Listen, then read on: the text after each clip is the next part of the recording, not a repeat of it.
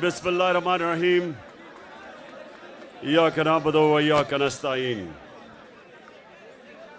अच्छा, अब नीचे तो वो नहीं देख सकते वो नहीं तो ना तुम मैं ये चाहता हूं, एक मिनट खामोश। शुक्रिया शुक्रिया, समझ गया, बहुत शुक्रिया। अच्छा सुने सुने सुने प्लीज। अच्छा जी, मैं ये चाहता हूं कि बड़ी खामोशी से जो मैं आज आपके पास एक पैगाम लेके आया हूं, मैं चाहता हूं कि आपने सब ने बड़े मुनज़्ज़म तरीके से खामोशी की तरह आपने मेरी बात सुननी है। थोड़ी खामोशी खामोशी, या पीछे बोले ना को। देखें, हर कौम की जिंदगी में एक वक्त आता है जिसको अंग्रेजी में कहते हैं क्रॉस रोड्स, यानी एक मुल्क जिस रास्ते पे चलता जा रहा था उस पे नहीं चल सकता, या वो एक तरफ जाता है या दूसरी तरफ। और जब आप नमाज पढ़ते हैं,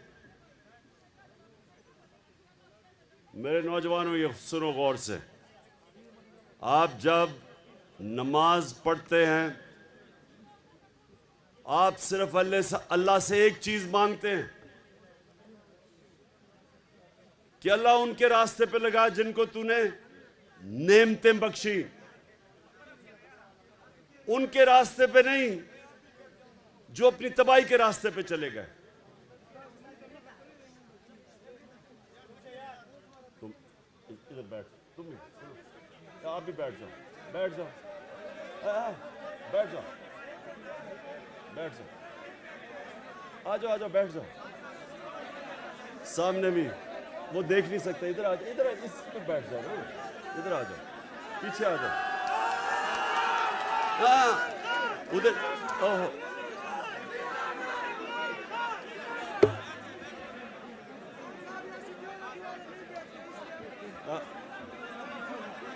अगर बैठ जाओगे वो देख लेंगे। बैठ, इधर आ जाओ, इधर बैठ जाओ, इस पे बैठो, इस पे बैठो,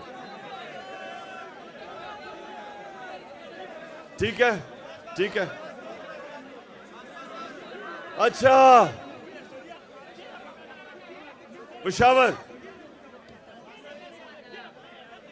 आज आपका मुल्क बिल्कुल उधर खड़ा है। दो रास्ते हैं आपके सामने, एक है मुल्क की तबाही का रास्ता। वो लोग जो 30 साल से इस मुल्क को लूट रहे थे, जिनके ऊपर किताबें लिखी हुई हैं चोरी पे,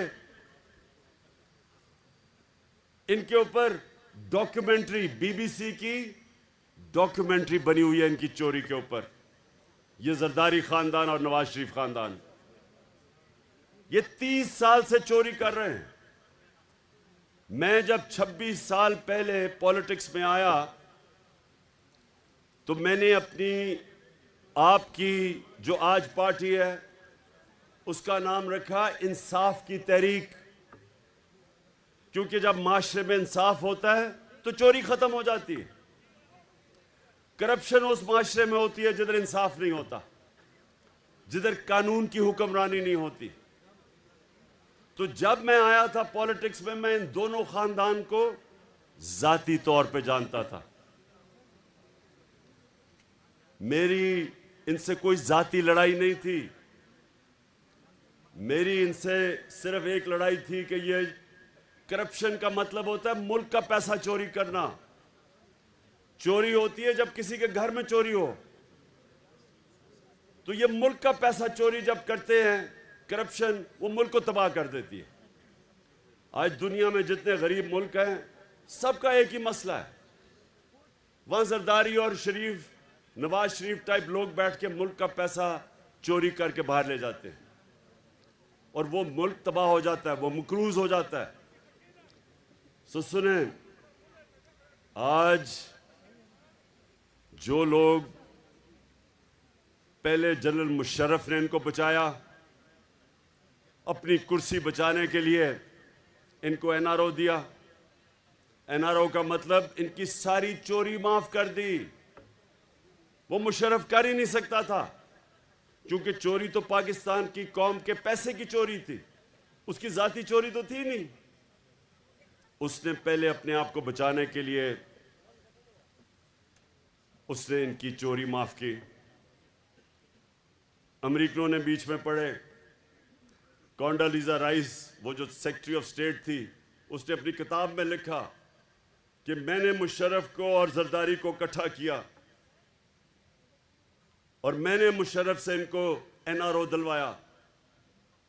इन दोनों चोरों को एनआरओ मिला,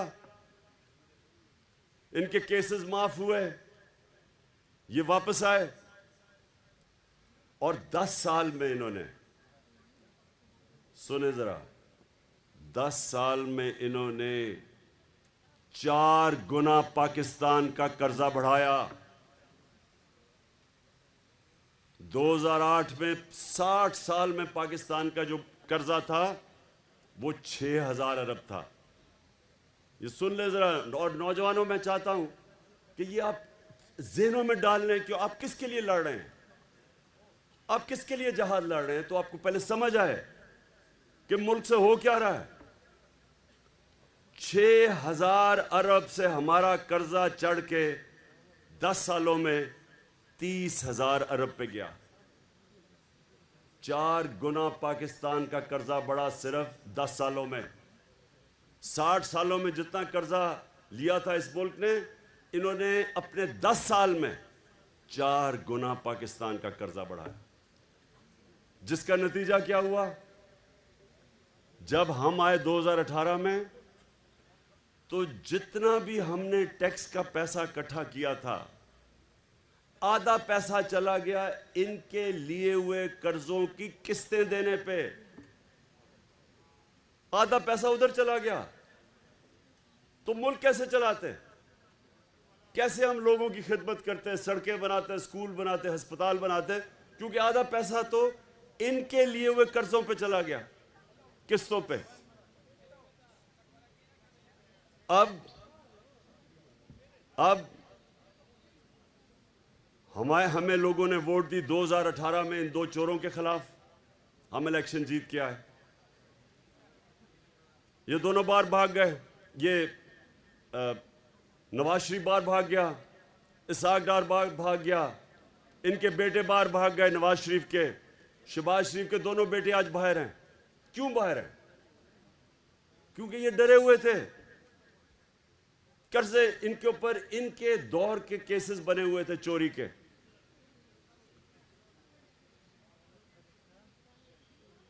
जब ये बाहर चले गए, वहां बैठ के इन्होंने साजिश शुरू की पाकिस्तान के दुश्मनों से, जो चाहते नहीं थे कि इमरान खान इक़्तिदार में रहे। क्योंकि इमरान खान एक आज़ाद फॉरेन पॉलिसी बना रहा था। वो किसी के सामने झुकने के लिए तैयार नहीं था। वो किसी को, गैर मुल्क को अपने मुल्क में बेसिस देने के लिए तैयार नहीं था। वो किसी की जंग में शिरकत करने के लिए तैयार नहीं था। इन्होंने पाकिस्तान के उन लोगों के साथ साजिशें की, बाहर बैठे हुए थे, और आखिर में इन्होंने अंदर जो बैठे गद्दार थे इस मुल्क में, उनके साथ मिलके अमेरिकी साजिश के तहत इन्होंने हमारी गवर्नमेंट गिराई। अभी नहीं सुन लो। अच्छा, अब क्या हुआ है? ये इक़्तिदार में आ गए। 20-25 करोड़ रुपए इन्होंने हमारे लोगों को दिए चोरी के पैसे से, और गवर्नमेंट गिरा दी। अब जब ये अब इक़्तिदार में आए, इन्होंने सबसे पहली बात की कि जी इमरान खान ने महंगाई बहुत की है और हम महंगाई के लिए इसको गिराना चाहते हैं। तो नौजवानों, ये ख़ास तौर पे आपने सुनना है। ये जब इक़्तिदार में आए, ये आज रिकॉर्ड के ऊपर है कि 50 साल में जो सबसे ज़्यादा इस मुल्क में महंगाई हुई वो इन 4 महीनों में हुई। एक चीज़ कहते हैं सेंसिटिव प्राइस इंडेक्स, मतलब ये जो आम आदमी के लिए जो कीमतें जो आम आदमी को सबसे तकलीफ देती है, मसलन आटा है, बिजली है, ये जो चीज़ें जो सबसे ज़्यादा आम आदमी की ज़िंदगी में मुश्किलात पैदा करती है, कहते हैं सेंसिटिव प्राइस इंडेक्स, SPI। ये हमारे ज़माने में थी 16%, आज ये 45% पे पहुंच गई, 3 गुना ज़्यादा। और बिजली की कीमत आप सब जानते हैं, पेट्रोल की कीमत, डीजल सब आप जानते हैं कि हमारी 150 रुपया लीटर थी, इनकी पहुंच गई 250 लीटर और 236। बिजली थी हमारी 16 रुपये यूनिट, इनकी पहुंच गई 36 और टैक्स मिला के 50 रुपये यूनिट, 3 गुना ज़्यादा। तो अब ये कर क्या रहे हैं? ये ना महंगाई कम करने आए थे, ये ना माइशत ठीक करने आए थे, ये सारे चोर एक काम करने आए थे, अपनी चोरी छुपाने, ख़त्म करने के लिए, केसेस ख़त्म करने के लिए। और वो आपके सामने हो रहा है, केसेस ख़त्म हो रहे हैं पाकिस्तान में। अब ज़रा सुने, ज़रा ये एक और चीज़ सुने। ये जो इनके लंदन के फ्लैट है, ये 25 साल से उस पर रहते हैं। पेशावर के नौजवानों, वो लंदन का सबसे महंगा इलाका है। मैं लंदन जानता हूं। बरतानिया का प्राइम मिनिस्टर उस इलाके में नहीं रहता जिधर इन्होंने महंगे तरीन इलाके में फ्लैट लिए। 25 साल से रह रहे हैं उधर, मुलाकातें उधर होती हैं। उसने, हुसैन शरीफ ने कह दिया हमारे फ्लैट हैं, नवाज शरीफ ने असेंबली में कह दिया हमारे फ्लैट हैं। और आप जानते हैं कि वो मरियम की अदालत में क्या कहा गया? उसने कहा, उसने नैब से पूछा, अच्छा अब नैब पे अपना आदमी बिठा दिया है, नैब का हेड इनका अपना आदमी बिठा दिया है, तो फिक्स हो गया मैच। उसने कहा कि नैब साबित करे कि क्या इनके फ्लैट है या नहीं है। यानी ये 25 साल से जिन घरों में रह रहे हैं और तस्लीम करते हैं हमारे हैं, लेकिन वो प्रोसिक्यूटर कहता अब नैब बताए कि इनके हैं या नहीं। ये ऐसा कभी मुल्क में मजाक हुआ है? ये ऐसे है कि एक आदमी वो चोरी कर ले कुछ और उसके घर से बरामद हो जी कोई गाड़ी चोरी करके ले जाए और घर से पकड़ी जाए, और वो किसी और के नाम पे, अपने नाम पे ना रखे, वो गाड़ी कंपनी के नाम पे रख दे, तो जज कहे जी यहाँ तुम्हारे घर में तो बरामद हुई है गाड़ी, लेकिन साबित करो कि ये जो जिसके नाम पे है वो वाकई इन्होंने चोरी करके अपने, यानी वाकई चोरी की। ये ऐसा हुआ, ऐसा मजाक कभी इस मुल्क से नहीं हुआ। सारे केसेस माफ हो रहे हैं। इसहाक डार जब बाहर गया तो वो क्यों बाहर गया? ये जरा क्यों मुल्क छोड़ के बाहर गया था 2017 में? क्या हुआ? सुने क्या किया इसने? 2012 में इसके असासे थे 60 लाख, 70 लाख, 70 लाख असासे थे इसहाक डार के 2012 में। नैब ने उसे बुलाया 2017 में, उन्होंने कहा ये तुम्हारे अब 90 करोड़ कैसे असासे बन गए? आपने कौन सा काम किया कि आपके 80 लाख से 90 करोड़ पे असासे चढ़े गए? जैसे उसे सवाल पूछा वो जहाज पे चढ़ के मुल्क से बाहर भाग गया। अब वो उसको वापस ले आए हैं, अब नवाज शरीफ वापस आएगा और वो करेंगे क्या कि वो इस मुल्क के अंदर अपना, उन्होंने इलेक्शन कमीशन बैठाया हुआ है जो कि बददियानतदार आदमी है, इनके घर का नौकर है। इसने पहले पूरी धांधली बाई इलेक्शन में की, उसके बावजूद हम जीते पंजाब में। अब इनकी कोशिश ये है कि ये यहाँ ऊपर बैठे, तहरीक इंसाफ के खिलाफ केसेस करें, इमरान खान को किसी तरह डिस्क्वालीफाई करें या किसी तरह उसको जेल में डालें। केसेस को तो 24 FIR काट दिए इन्होंने मेरे ऊपर। वो कोई फर्क नहीं पड़ता, लेकिन एक और ना हो ना, बस बस बस ना ना बस अभी नहीं, अभी मैंने आपसे सवाल पूछ रहे हैं, आपकी कोई भी आपके सवाल हो। अच्छा सुन ले जरा, पहले मैं यहाँ पर आपको कहने की क्या कोशिश कर रहा हूं, ये जो अब वक्त है ये सियासत का वक्त अब नहीं है, ये अपनी मुल्क की हकीकी आजादी की जिहाद का वक्त है।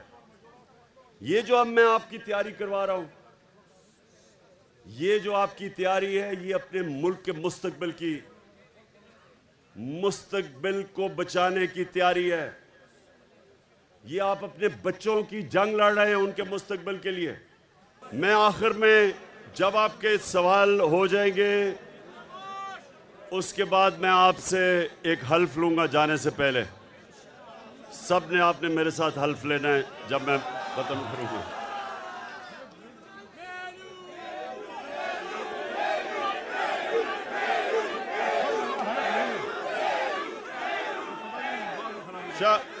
एक मिनट शाह फरमान, एक मिनट आप सारे पहले हल्फ के लिए तैयार हो जाएं। शाह फरमान पढ़ोगे? अभी मेलू नहीं, अभी नहीं।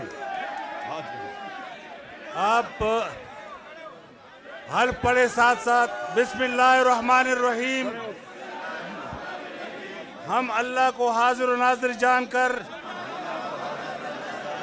हल्फ उठाते हैं कि पाकिस्तान की आईन की पासदारी करेंगे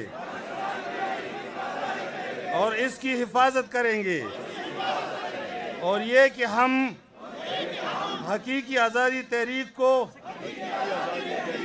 जहाद समझकर इसमें हिस्सा लेंगे और हर किस्म की कुर्बानी देंगे। अल्लाह हमारा हामी और नासिर हो।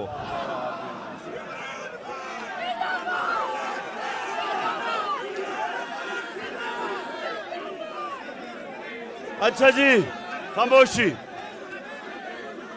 5 सवाल लूंगा मैं, 5। खामोशी ताकि सवाल आ जाएं आपके। अच्छा सुने, एक मिनट लगे पीछे सुने। इंशाअल्लाह आज से आपकी तैयारी होगी और